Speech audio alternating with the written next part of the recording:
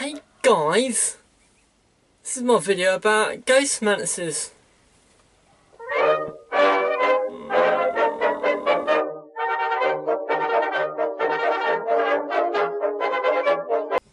Righto, here we go.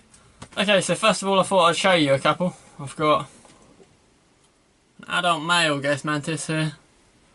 Here he is. Look at his pointy little antennae. They actually look like an antenna. Go on boy. This is freshly molted, so this is not long been in his final stage. If you look at his wings, he's got the squared off wings. The males are quite distinct. They're one of these ones where it's hard to describe the differences. Once you've seen a few of them, they're very obvious. So his antennae, first of all, point straight up, really long. He's got a thin little crown on his head. It's quite a lot smaller than the females. If you look at the base underneath, his wings are longer than his body. Not massively longer, just a little bit. Segments wise, he's got about, I think it's about 7 segments. Hard to tell with this breed, but 1, 2, 3, 4, 5, 6, 7. But they got the trademark lots of segments in the final one, whereas the females have one large segment as their final one. So here he is. He was in, if I can find the box, I don't know what I've done with it. I've bloody launched it into the distance somewhere. What on earth? Well, he was in. Bear with me, bear with me, bear with me. Oh, this is a bloody mystery. This place is an absolute nightmare. I need to get it all cleaned up. That's partially why I haven't done any videos recently. I say recently, I've done one last week. So, you know. Where on earth is his box? Jesus Christ, what is going on? Right, I'm not going to show you his box. Oh no, I am going to show you his box. So, as I raise them in these boxes. Little Romantis, this box. Not big enough, he's going to need to go into a new box. These boxes will do all the way up until their final stage. It's what I use for all my small species of praying mantis. As you can see, across there. All of those are filled up. It's also what I use for the younger ones before they hit their final stages or before they get a little bit larger when they have to be transferred out. But up until his second to final stage, so that's about his 7th molt, to be honest, off the top of my head I can't remember. One of these will be fine. This is a converted cricket tub. All I do is glue a piece of plastic across the bottom so you can keep substrate in the bottom. Give him some net to hang onto. These are perfect for selling them in. Let's pop him back in there, he wants to get back in. You can have a new house soon, but currently you have to wait. I'm actually working on it this evening, so he won't be in here for long. Go on, get out, you little shit bag. Go on. Go on.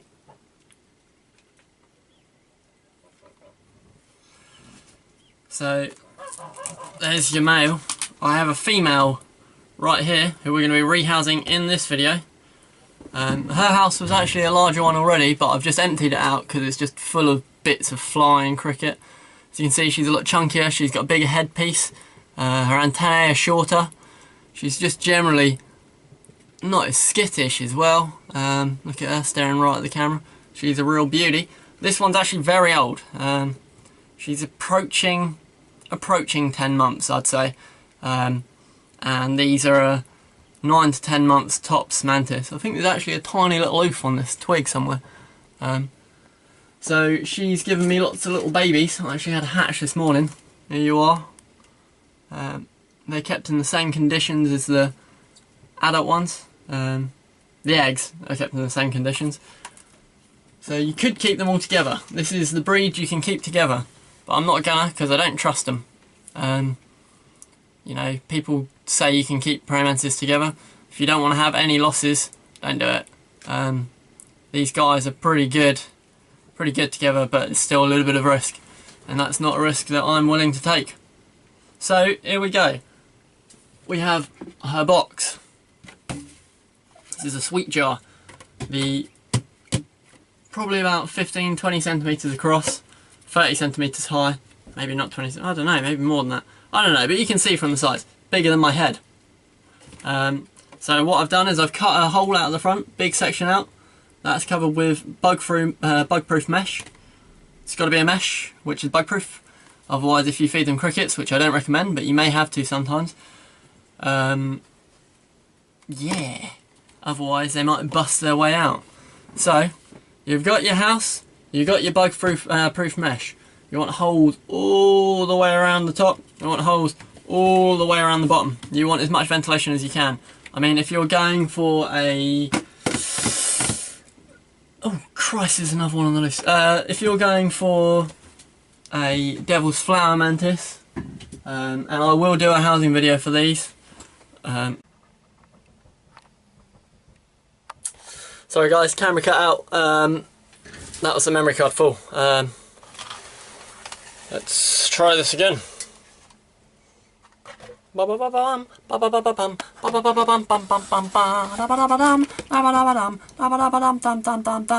yeah, right, so I was saying, if you've got yourself a devil's flower mantis, the box will be similar if you're doing it in a box. I don't do them in boxes normally, but I am trying one out. Don't mind this girl, she's always just here, there and everywhere. So there is mesh on this side, takes up pretty much the whole wall. You move on to the other side, there's more mesh on the side. Now there's holes around the base of this, there is a lid with holes through the top of it, there is mesh on the inside of the lid just to make sure. Oh god, get off me you little... oh no. Right, yeah, it's all meshed up. So this will do for devil's flower mantis when it's small, providing you've got a room which is hot enough. Issue with this is you obviously can't have a light shining through the top.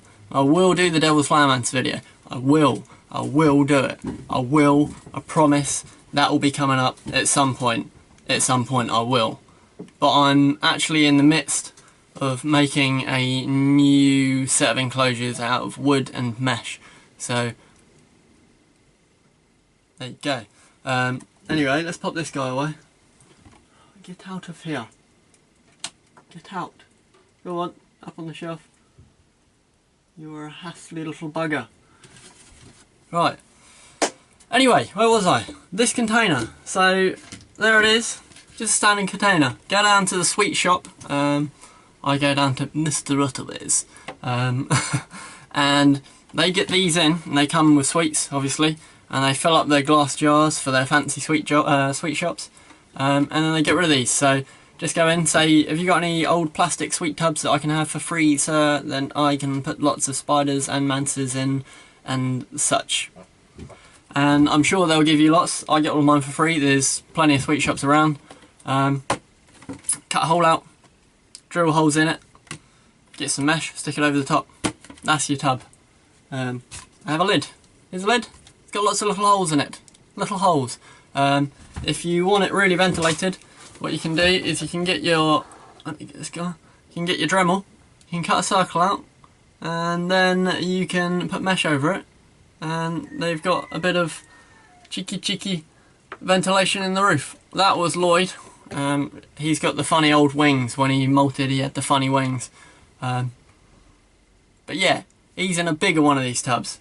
Let me show you. I've got a few of these tubs for different things.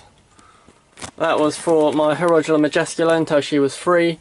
That's for old Lloyd, Polyspilota, Graffini, Polyspilota organosa.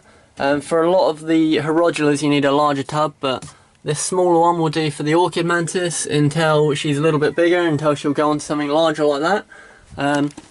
But then for the bigger mantis you're going to need something bigger, so you'll need something along the lines of this. That is a tub which has been converted. That's all mesh. There's another one here which is all mesh. We've got this little round one here. It's made of mesh. It's all just the mesh. Would you believe it? Would you believe it? Then you turn around and you see that one. It's all mesh. This one here is actually got some old baby little olds. Sorry. Devil's flower mantis. As you can see, they're under 100 watt heat. I'm going to do that another time, so we'll leave that. Yeah.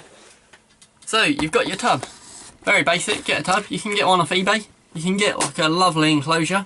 Doesn't work for me because I have hundreds and hundreds and hundreds and hundreds and hundreds of praying mantises. But you know, as long as they've got a decent space, they'll be fine.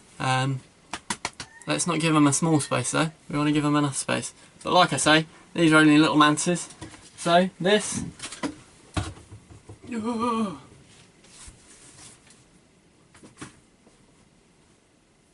going to fill it up with some cocoa fibre, which comes in brick form normally. Where are my bricks? I don't know where they are. I've got bricks somewhere. Somewhere there's bricks. Oh, hello. There we go. Tropical Terrarium Compact Brick. Yeah, add water. You can get these from pretty much any reptile shop, or I get mine from the range. I'm not endorsed by the range, but I wish I was. We have it substrate in the bottom. We want a couple of inches, probably a little bit more than this actually. We want it to be able to hold the moisture in.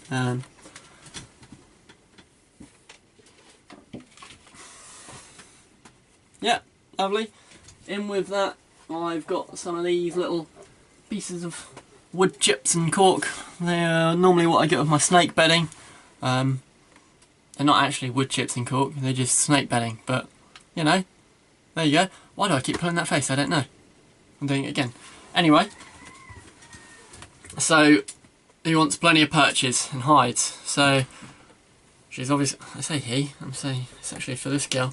She's already on a stick. This stick is going in. Let's go with your lovely stick.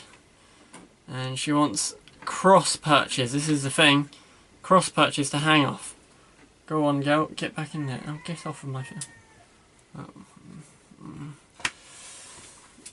phone.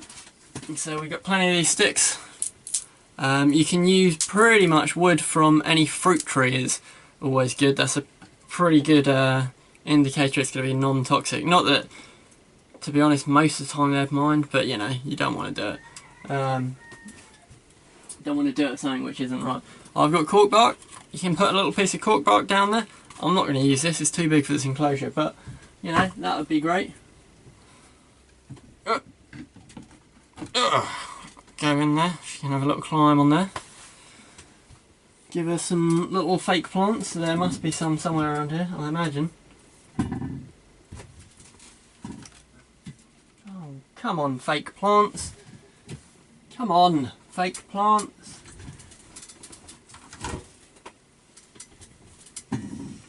As you can guess, I'm not the best at talking on camera. Probably go a little bit silly. But anyway, let's get this girl on there. Oh, go on, in there. Right, she's in her house. So, these fake plants, I actually glue on with blue tack. I used to glue them in, but the blue tack, you know, they're not eating the blue tack, it doesn't harm them. It means if you want to move stuff about a bit more often, it works. So that's a trick for you. And if in a few years' time it turns out that all of my praying mantises have been eating blue tack and they've got some sort of blue tack radiation, then I take it back. But until then, blue tack has always worked for me. Or indeed, pink tack.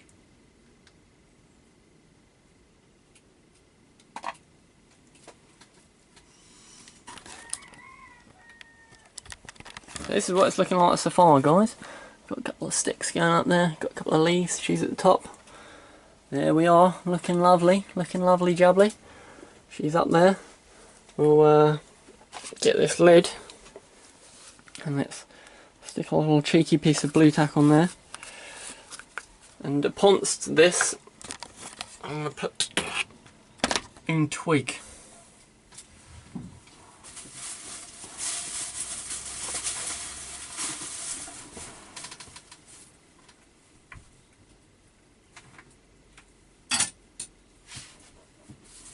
No, I'm not. I'm going to put some mesh.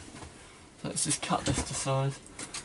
Now, the horrible truth is that normally with praying mantises, they're just going to climb straight up and try and go upside down on the highest thing.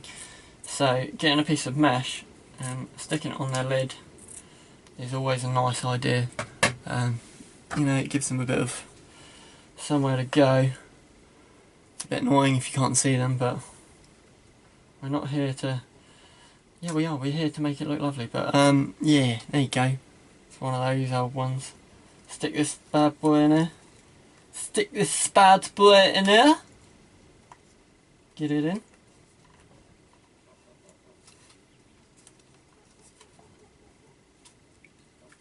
Boom. Lid on. Bob's your uncle. There we go. Let's have a little cheeky look at this. Looking good. Looking good. Right. Now, here comes to looking after the ghost mantis. So, Mr. Ghost Mantis, Monsieur Ghost Mantis and Mrs. Ghost Mantis like it warm. They're from Africa. Some of them come from Madagascar. But they're pretty, you know, they're spread around. So you want about 26 degrees. I'm not going to say use a thermometer.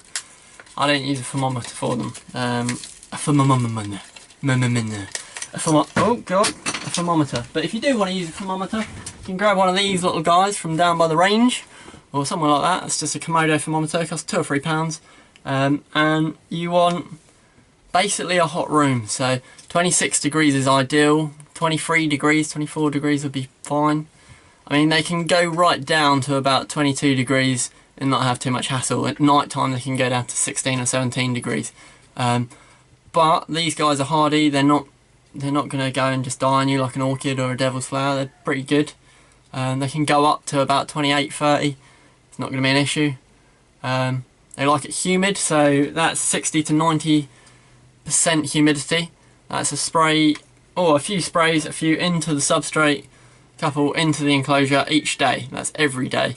If you're going out, you're not going to be able to do it. Just really spray the substrate. Like I say, they're a fairly forgiving mantis to keep. They are glorious.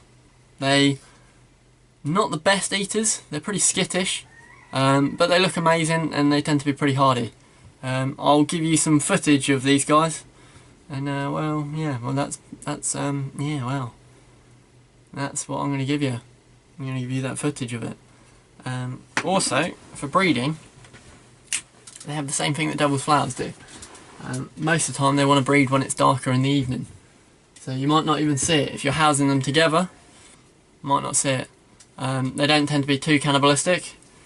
That's why you can house them together. So that's normally fine. But if you're adding them in... Where the fuck did you come from, you little shit? Look what I just found. Boo! Put you in a pot. Don't know who you are. Sorry. But if you are adding them together... Oh, you little bastard. If you are adding them together, because you've been housing them separately, this is the plan. This is the plan. You want to add the female into the male's house. With these mantises, you're normally pretty good, but in general, if you're breeding praying mantises, add the female into the male house. That way she potters on in and the male's already where he's hiding and he sees her and he can approach her in a way that he sees fit and he sees safe. Don't push them together and don't try and feed them whilst they're mating, you know. Just give them, make sure they're really well fed, pop her into his enclosure, make sure it's a big enclosure, just go back and check, just keep going back and checking. Once they've been in for, you know, a couple of nights, or you've seen them mating, just split them up again. Very simple one to breed. As you can see, I don't know, this is only a tiny little oof. This is one of my female's last ones. She's got 10, 12, but they lay a lot of oof. You're going to get probably 7 or 8 oof from one, maybe more, if you're lucky. Just keep her well fed and well sprayed. It's a simple one to do. So I hope that's been informative for you, and that's been good for you.